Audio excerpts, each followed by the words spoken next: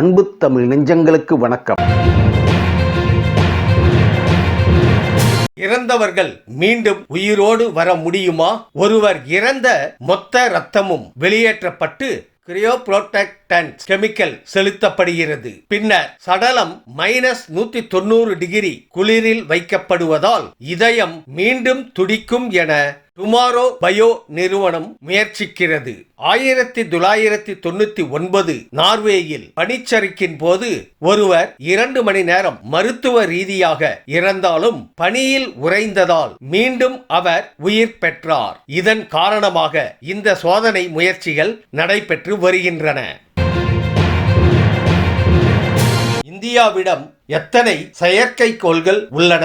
உலகில் எந்தெந்த நாடுகளுக்கு எத்தனை செயற்கைக்கோள்கள் உள்ளன என்ற புள்ளி விவரம் வெளியாகி உள்ளது. அதன்படி அமெரிக்காவிடம் 8530 செயற்கைக்கோள்கள், ரஷ்யாவிடம் 1545, சீனாவிடம் 724 செயற்கைக்கோள்கள் இருக்கின்றன.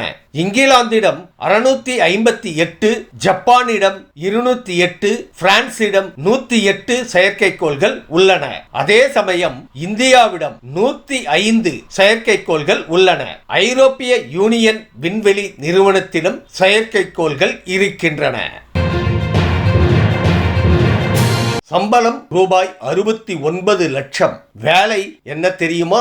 சும்மா இருந்தா போதும். அது எப்படி? ஜப்பானில் ஷோஜி மோரமோடோ 41 வயது என்பவர் எதுவும் செய்யாமலே ஆண்டுக்கு ரூபாய் 69 லட்சம் சம்பாதிக்கிறார் என்றால் உங்களால் நம்ப முடிகிறதா?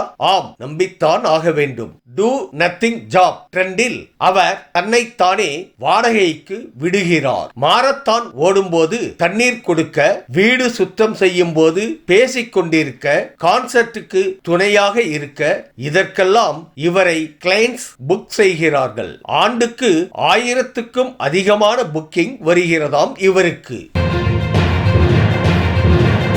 ஒரே புகைப்படத்தில் ரூபாய் 82 லட்சம் கோடி.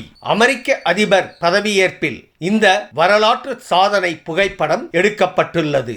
உலக முக்கிய பணக்காரர்கள் எலான் மஸ்க், ஜெப் பெசோஸ் உடன் முக்கிய நிறுவனங்களின் சிஇஓக்கள் சுந்தர் பிச்சை, மார்க் ஜூக்கர்பெர்க் ஆகியோர் நிற்க இந்த புகைப்படம் எடுக்கப்பட்டுள்ளது.